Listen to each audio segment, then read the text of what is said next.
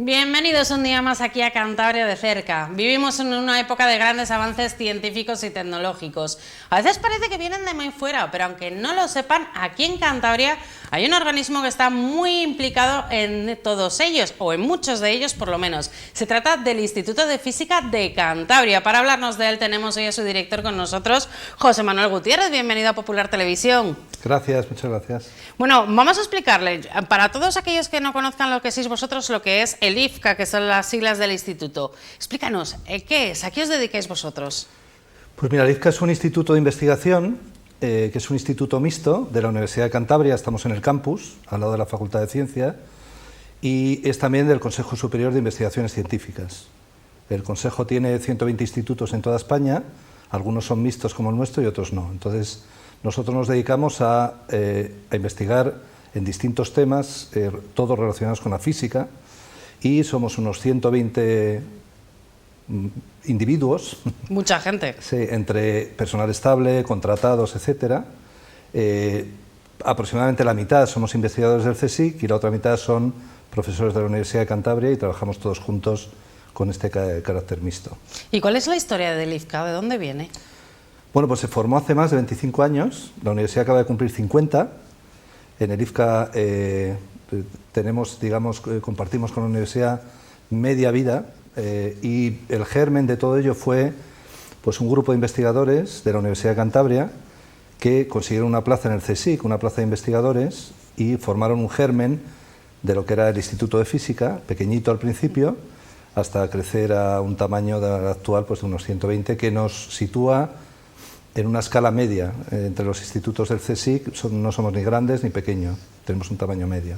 Bueno, estáis muy cerquita, estáis aquí en la Avenida de los Castros, en Santander, pero la proyección que tenéis desde luego es internacional. ¿Hoy en día es posible hacer ciencia en palabras mayúsculas sin tener esa proyección internacional?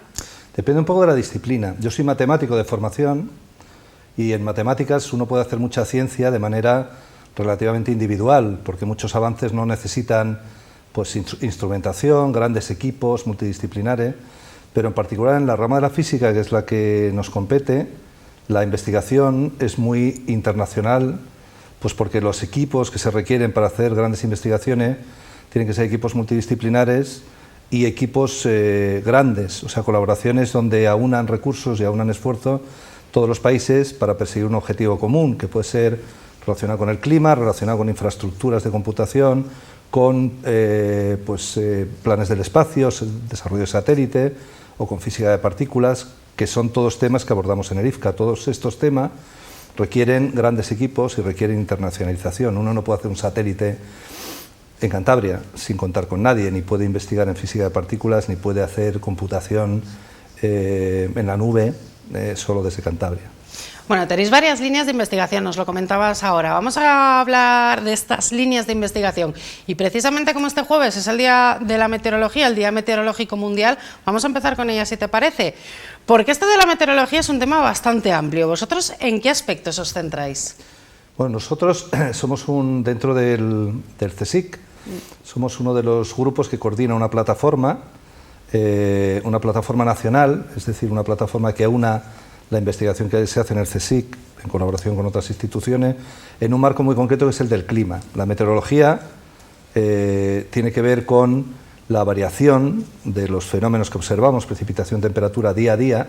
Tenemos predicciones meteorológicas para mañana, para pasado, pero hay otra escala que es la climática, donde lo que estudiamos es las variaciones de promedios de esa meteorología, que es lo que llamamos clima, en el tiempo, por ejemplo, el cambio climático. O sea, el clima se preocupa más de procesos que ocurren lentamente y la meteorología se preocupa más de los cambios día a día, hora a hora de la atmósfera. Entonces, nosotros en particular, lo que hacemos en Cantabria, con proyección nacional, porque coordinamos esta plataforma, son estudios que tienen que ver con el clima, con servicios climáticos y en particular con el problema del cambio climático.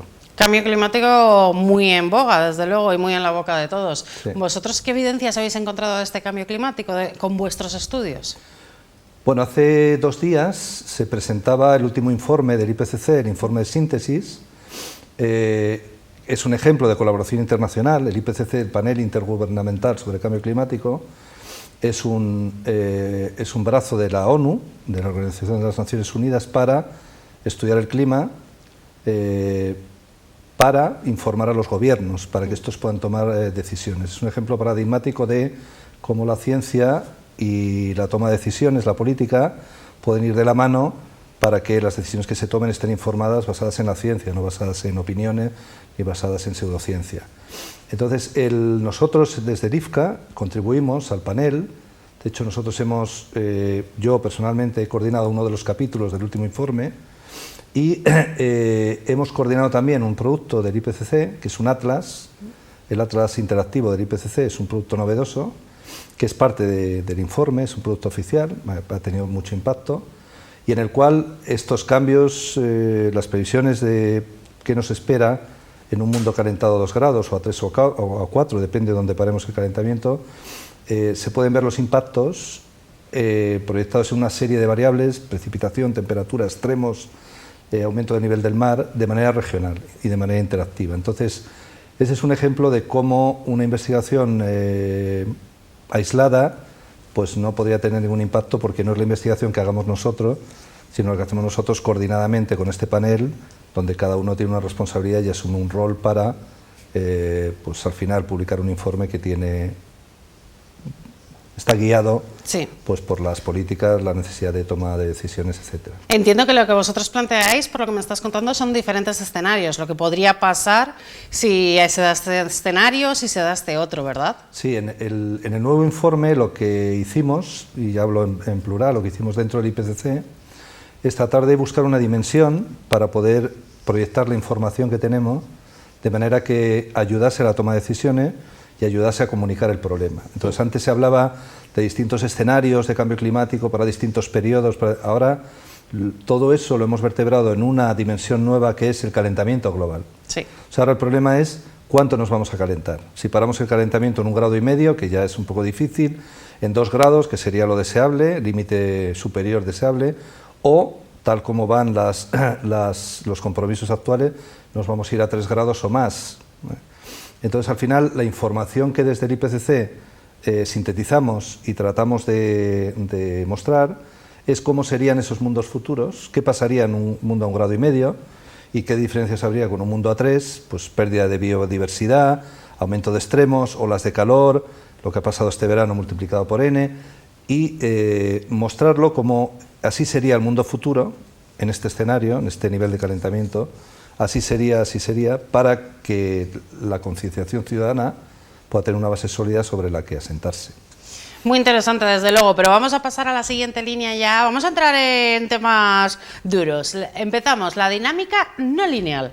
¿Qué es exactamente esta línea de investigación que lleváis vosotros a cabo? Bueno, está relacionada con lo que he comentado antes del clima. El clima es un sistema complejo, no lineal, en el cual las interacciones que ocurren entre los elementos, uno piensa en la atmósfera y en cómo evoluciona un frente de estos que viene cada invierno y nos barre la península y nos deja pues mal tiempo. Los fenómenos físicos que definen esta dinámica son complejos. Eso es lo que se determina el término no lineal. No lineal quiere decir que un cambio de uno no produce un efecto de uno, produce un efecto de 3 o de 5. Entonces, esta no linealidad es intrínseca en muchos sistemas naturales, en muchos sistemas reales, y el clima es uno de ellos. Entonces, en el instituto hay una línea teórica que estudia los sistemas complejos y los procesos subyacentes, los procesos que son intrínsecos a todos estos sistemas, el clima, pero también el cerebro, etcétera, etcétera, formación de procesos naturales, y trata de buscar patrones y entender pues, leyes de universalidad que rigen todos ellos, que son comunes a todos ellos. Es una parte más teórica, aunque también tiene ramificaciones prácticas en tema de estudios de, pues, como te comentaba, interacciones en el cerebro, también sistemas fotónicos, láseres, porque son sistemas no lineales, que en algunos casos tienen utilidad, esa no linealidad tiene utilidad en aplicaciones comerciales, en transferencia, que también estudiamos desde el IFCA. Entonces es una línea bastante teórica, pero con ramificaciones también prácticas, intentando entender estos sistemas complejos en su totalidad. Estos sistemas entonces abarcan muchísimos fenómenos. No sé si os centráis vosotros en alguno, me has comentado algunos ahora, pero no sé si tenéis algunas líneas concretas dentro de este estudio de dinámica no lineal. Sí, el clima es una de ellas, sí. El sistema climático, la fotónica, sistemas de luz, en concreto láseres, distintos láseres que tienen regímenes no lineales y nos aprovechamos de ellos, por ejemplo, para comunicaciones, encriptación de información, etcétera. Y también hay algunos estudios sobre complejidad en el cerebro, sistemas de redes neuronales, cómo se interaccionan, procesos emergentes, por ahí van un poco los tiros.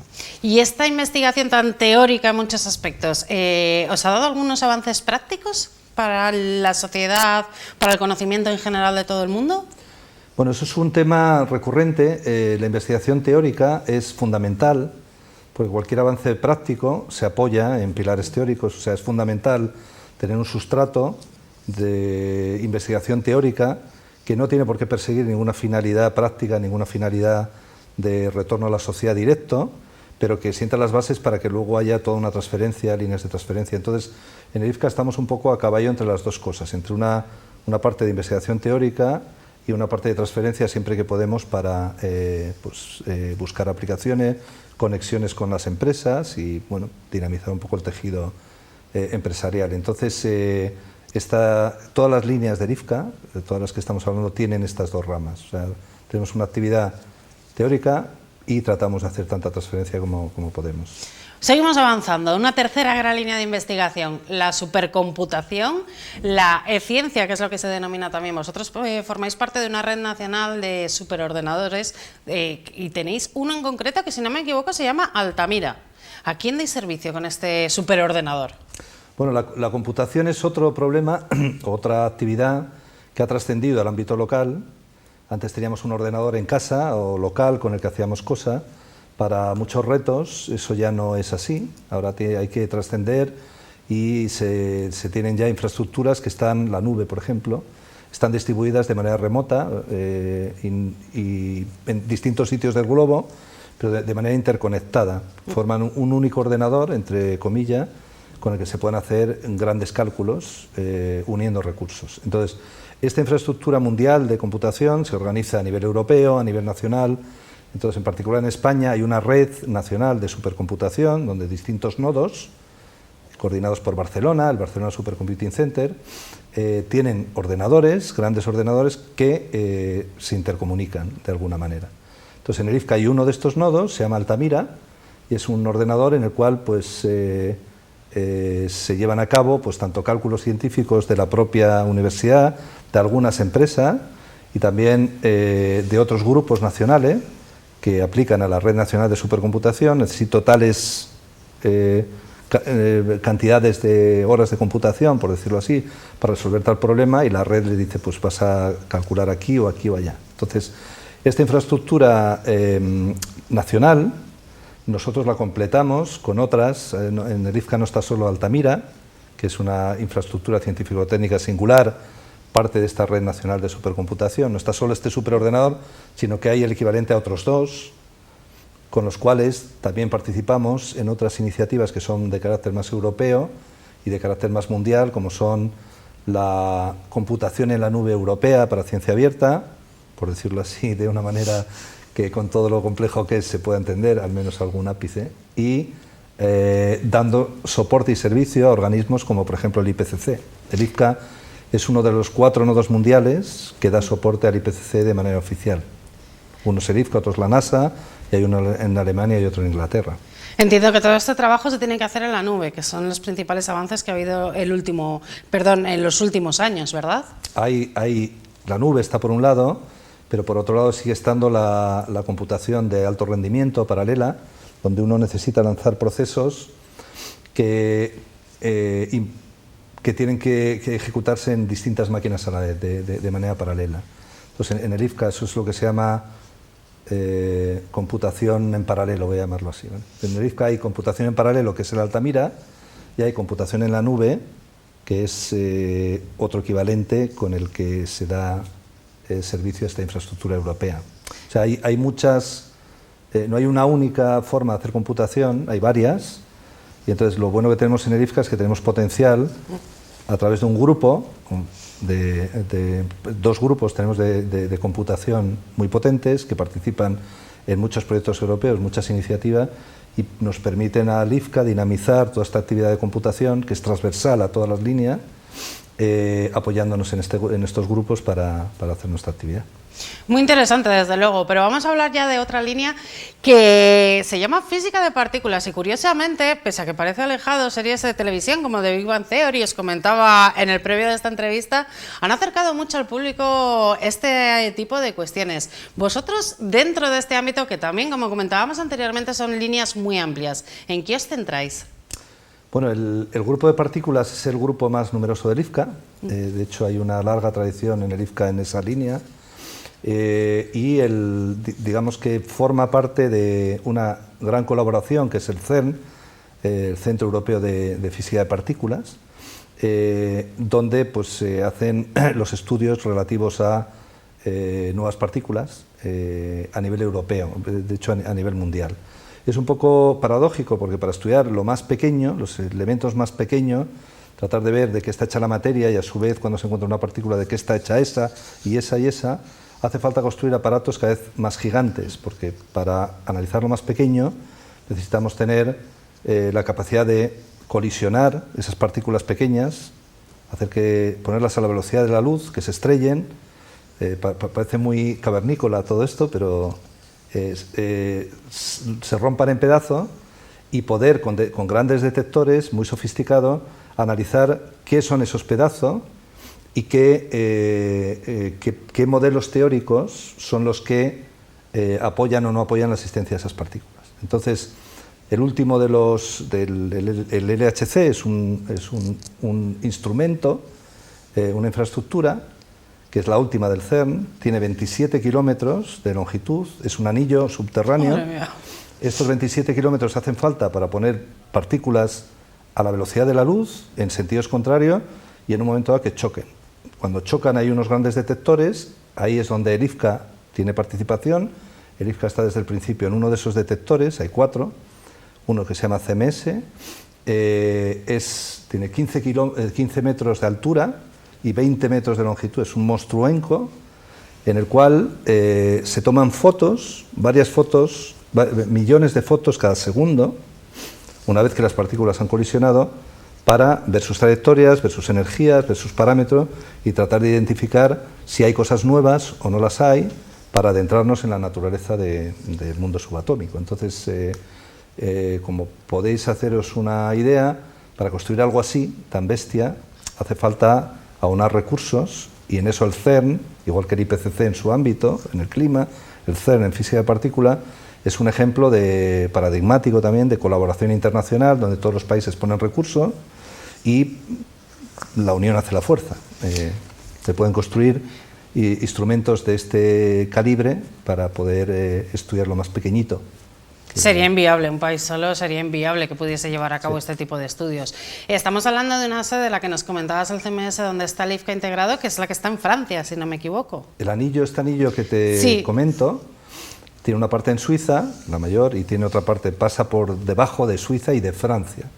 Entonces el CMS en particular está en Francia, pero bueno, es un poco anecdótico, es por motivos geoestratégicos, ¿no? Y la central es la de Suiza, el CERN que conocemos... El CERN tiene la sede grande es la de Suiza, en Francia hay una pequeñita, hay una parte de laboratorio, pues por motivos estratégicos, como comento, pero es un organismo internacional, o sea, los empleados son empleados del CERN. Trabajan para el CERN, no para ningún país en concreto. Y la última gran línea, bueno, en realidad a una o dos, que vamos a repasar hoy, nos lleva hasta el espacio, hasta la cosmología, se llama observacional, y el estudio de las galaxias, el estudio de lo que es el espacio exterior. ¿Hasta qué punto le conocemos en la actualidad? Bueno, esa es la otra escala. En el IFCA hicimos una exposición hace poco en el Palacete del Embarcadero. Sí, cierto es. Y el lema, por llamarlo de alguna manera, era de lo más pequeño a lo más grande. Y entonces trata de ilustrar un poco esto, que en el IFCA tenemos una investigación muy multidisciplinar, o sea, hay institutos de investigación que están orientados a una única temática. Hay institutos de física de partículas, solo física de partículas, astrofísica, solo astrofísica. En ICA hacemos un poquito de todo. O sea, es una ventaja y es una desventaja, porque esta multidisciplinaridad nos hace poder aplicar técnicas transversales, poder aprovechar lo que hacen unos para aplicarlo en otro ámbito, unir fuerzas, bueno. Y bueno, tiene también la desventaja de atomizar la investigación. Entonces nosotros vamos de lo más pequeño a lo más grande es esto que has mencionado, el espacio, los grandes parámetros cosmológicos. Entonces hay un grupo que es de cosmología, de hecho es un grupo que participó hace unos años en una misión espacial, la misión Planck, que trataba básicamente de fotografiar el cosmos completo, un parámetro que es la radiación de fondo cósmico de microondas, que de alguna manera nos da información de cómo se originó el universo y cómo se originaron las grandes estructuras del universo, galaxias, cúmulos, etcétera, etcétera. Entonces, esa línea de investigación sigue analizando participando en ese tipo de misiones y analizando pues toda la información que sale de ahí. Y hay otro grupo que estudia el universo no en su totalidad, sino se centra más en galaxias como la nuestra, y en particular en los fenómenos de alta energía que hay dentro de las galaxias, como por ejemplo los agujeros negros, etcétera. Entonces tenemos una línea que investiga el universo como a nivel global, como si estuviese el mundo completo, y otra que se centra en pequeños lugares del mundo donde ocurren cosas muy energéticas, de mucho interés. Cuando estuvo aquí vuestro compañero comentándonos el descubrimiento de la estrella de Earendel, uno de los temas que estuvimos hablando es ese nuevo telescopio, el James Webb, que no sé, me acuerdo si se había lanzado ya o estaba a puntito de salir. ¿Ya está en funcionamiento? ¿Ya lleva unos meses en funcionamiento? ¿Qué información nueva nos está aportando?